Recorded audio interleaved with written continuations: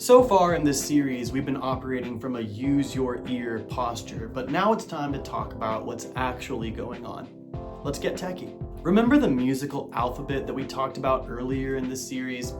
Let's play through it together, starting on the note C on the 5th fret of the G string. C, D, E, F, G, A, B, C. Now, if we take a look at that, based on the distances between the notes in whole steps and half steps, we would get a whole step, half step, whole step, whole step, whole step, half step. That's important because that's the formula of whole and half steps that we use to make any major scale, no matter what the starting note is. That whole, half pattern of steps is already useful if we're looking at it along the length of one string, but it's often easier to look at and to play when it's across groups of 3 strings. So if we started on that same C at the 5th fret of the G string, we could play this pattern by going C, D, E, F, G, A, B, C. And if we numbered those notes, we might go 1, 2, 3, 4, 5, 6, 7, and then back to 1.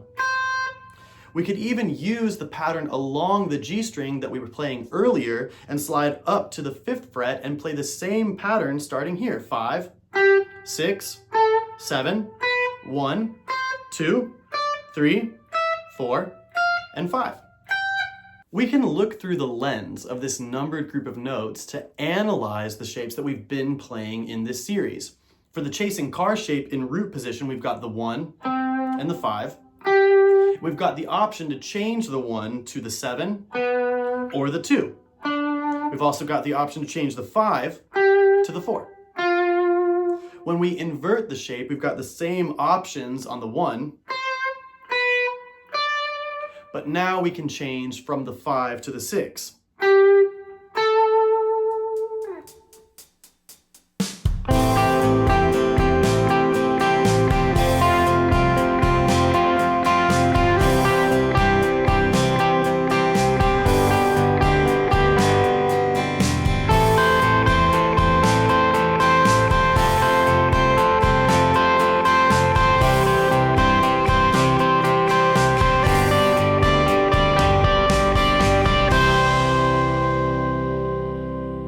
For the 3-string shapes, no matter which inversion of the shapes we're using, we're keeping the 1 and 5 static and choosing to play either the 2, the 3, or the 4.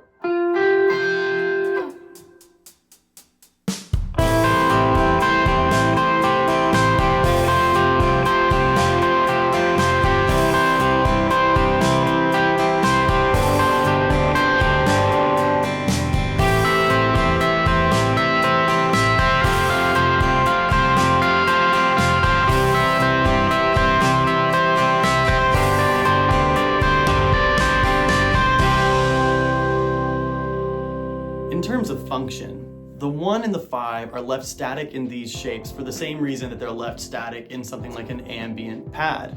The 1 is the key center, it's home base, so it's always going to sound good over everything. And the 5th is always going to be the most consonant note against the 1 for scientific reasons that we don't have time to get into. The changing notes, 2, 3, and 4, are each present in 3 out of the 7 chords that we can build from any major scale.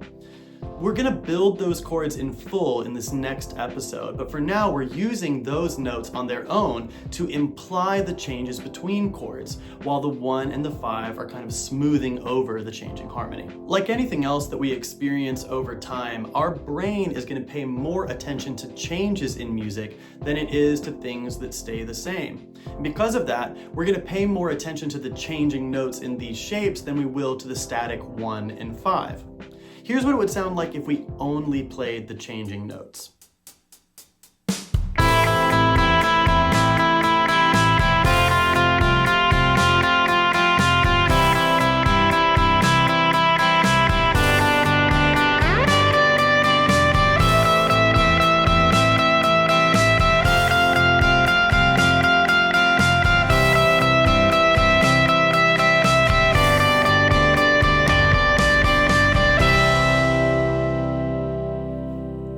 time, we'll use the major scale to build shapes that explicitly follow the changes in a progression, but for now, remember that you can find over 30 pages of PDF accompaniment, as well as backing tracks and a way to book a lesson with me through the link in this video's description.